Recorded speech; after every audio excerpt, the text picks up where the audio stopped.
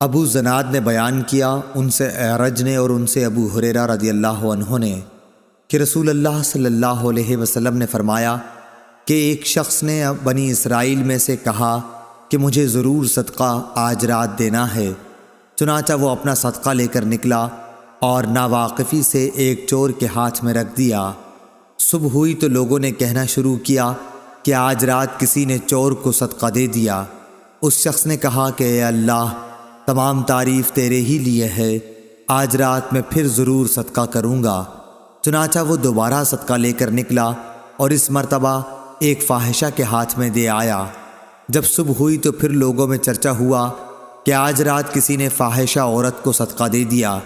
اس شخص نے کہا اے اللہ، تمام تعریف تیرے ہی لیے ہے، میں زانیہ کو اپنا صدقہ دے آیا۔ اچھا، آج رات پھر ضرور صدقہ نکالوں گا۔ چنانچہ اپنا صدقہ لیے ہوئے وہ پھر نکلا اور اس مرتبہ ایک مالدار کے ہاتھ پر رکھ دیا۔ صبح ہوئی تو لوگوں کی زبان پر ذکر تھا کہ ایک مالدار کو کسی نے صدقہ دے دیا ہے۔ اس شخص نے کہا کہ اے اللہ، حمد تیرے ہی لیے ہے، میں اپنا صدقہ لا علمی سے چور، فاحشہ اور مالدار کو دے آیا۔ اللہ تعالیٰ کی طرف سے بتایا گیا کہ جہاں تک چور کے ہاتھ میں صدقہ جانے کا سوال ہے تو اس میں اس کا امکان ہے کہ وہ چوری سے رک جائے۔ اسی طرح فاحشہ کو صدقے کا مال مل جانے پر اس کا امکان ہے کہ وہ زنا سے رک جائے، اور مالدار کے ہاتھ میں پڑ جانے کا یہ فائدہ ہے کہ اسے عبرت ہو، اور پھر جو اللہ عز و جل نے اسے دیا ہے وہ خرچ کرے۔ صحیح بخاری حدیث نمبر 1421۔ معن بن یزید نے بیان کیا، انہوں نے کہا کہ میں نے اور میرے والد اور دادا اخفش بن حبیب نے رسول اللہ صلی اللہ علیہ وسلم کے ہاتھ پر بیعت کی تھی۔ آپ نے میری منگنی بھی کرائی اور آپ ہی نے نکاح بھی پڑھایا تھا، اور میں آپ کی خدمت میں ایک مقدمہ لے کر حاضر ہوا تھا، وہ یہ کہ میرے والد یزید نے کچھ دینار خیرات کی نیت سے نکالے اور ان کو انہوں نے مسجد میں ایک شخص کے پاس رکھ دیا۔ میں گیا اور میں نے ان کو اس سے لے لیا۔ پھر جب میں انہیں لے کر والد صاحب کے پاس آیا تو انہوں نے فرمایا کہ قسم اللہ کی، میرا ارادہ تجھے دینے کا نہیں تھا۔ یہی مقدمہ میں رسول اللہ صلی اللہ علیہ وسلم کی خدمت میں لے کر حاضر ہوا، اور آپ نے یہ فیصلہ دیا کہ دیکھو یزید، جو تم نے نیت کی تھی اس کا ثواب تمہیں مل گیا، اور معن جو تو نے لے لیا وہ اب تیرا ہو گیا۔ صحیح بخاری حدیث نمبر 1422۔ خبیب بن عبد الرحمن نے حفص بن عاصم سے بیان کیا، ان سے ابو ہریرہ رضی اللہ عنہ نے کہ نبی کریم صلی اللہ علیہ وسلم نے فرمایا، 7 قسم کے آدمیوں کو اللہ تعالی اپنے عرش کے سائے میں رکھے گا جس دن اس کے سوا اور کوئی سایہ نہ ہوگا۔ انصاف کرنے والا حاکم، وہ نوجوان جو اللہ تعالیٰ کی عبادت میں جوان ہوا ہو، وہ شخص جس کا دل ہر وقت مسجد میں لگا رہے، 2 ایسے شخص جو اللہ کے لیے محبت رکھتے ہوں، اسی پر وہ جمع ہوئے اور اسی پر جدا ہوئے۔ ایسا شخص جسے کسی خوبصورت اور عزت دار عورت نے بلایا لیکن اس نے یہ جواب دیا کہ میں اللہ سے ڈرتا ہوں۔ وہ انسان جو صدقہ کرے اور اسے اس درجہ چھپائے کہ بائیں ہاتھ کو بھی خبر نہ ہو کہ داہنے ہاتھ نے کیا خرچ کیا۔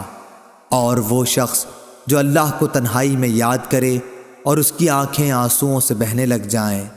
صحیح بخاری حدیث نمبر 1423۔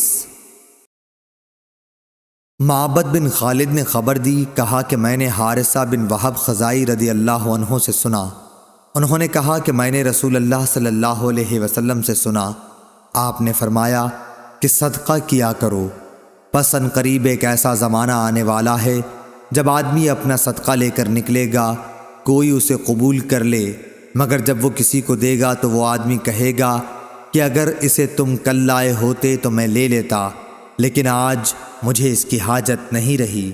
صحیح بخاری حدیث نمبر 1424۔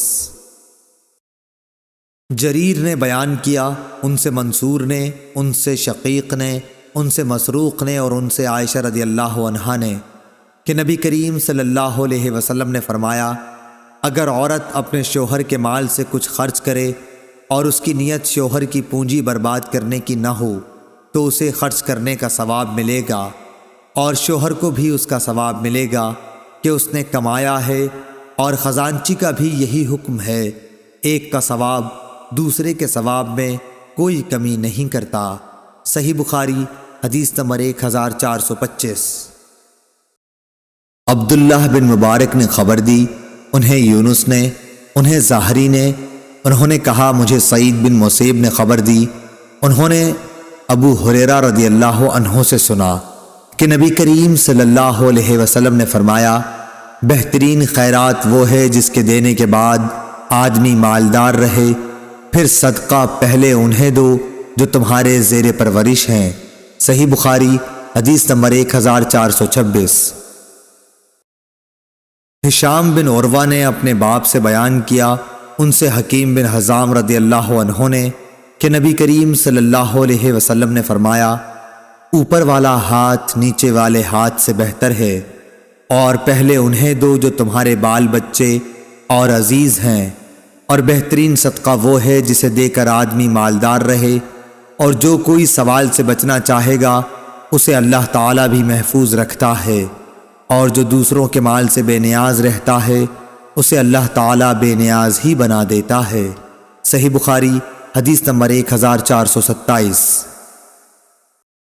وہیب نے بیان کیا کہ ہم سے ہشام نے اپنے والد سے بیان کیا، ان سے ابو ہریرہ رضی اللہ عنہ نے، اور ان سے نبی کریم صلی اللہ علیہ وسلم نے ایسا ہی بیان فرمایا۔ صحیح بخاری حدیث نمبر 1428۔ حماد بن زید نے بیان کیا، ان سے ایوب نے، ان سے نافع نے، اور ان سے ابن عمر رضی اللہ عنہ نے کہ میں نے نبی کریم صلی اللہ علیہ وسلم سے سنا۔ دوسری سند۔ اور ہم سے عبداللہ بن مسلمہ نے بیان کیا، ان سے مالک نے، ان سے نافع نے، اور ان سے عبداللہ بن عمر رضی اللہ عنہ نے کہ رسول اللہ صلی اللہ علیہ وسلم نے فرمایا، جب کہ آپ منبر پر تشریف رکھتے تھے، آپ نے صدقہ اور کسی کے سامنے ہاتھ نہ پھیلانے کا اور دوسروں سے مانگنے کا ذکر فرمایا، اور فرمایا کہ اوپر والا ہاتھ نیچے والے ہاتھ سے بہتر ہے، اوپر کا ہاتھ خرچ کرنے والے کا ہے اور نیچے کا ہاتھ مانگنے والے کا۔ صحیح بخاری حدیث نمبر 1429۔ ابو عاصم نبیل نے عمر بن سعید سے بیان کیا، ان سے ابن ابی ملیکہ نے کہ عقبہ بن حارث رضی اللہ عنہ نے ان سے بیان کیا کہ رسول اللہ صلی اللہ علیہ وسلم نے عصر کی نماز ادا کی، پھر جلدی سے آپ گھر میں تشریف لے گئے، تھوڑی دیر بعد باہر تشریف لے آئے۔ اس پر میں نے پوچھا یا کسی اور نے پوچھا تو آپ نے فرمایا کہ میں گھر کے اندر صدقے کے سونے کا ایک ٹکڑا چھوڑ آیا تھا، مجھے یہ بات پسند نہیں آئی کہ اسے تقسیم کیے بغیر رات گزاروں، پس میں نے اس کو بانٹ دیا۔ صحیح بخاری حدیث نمبر 1430۔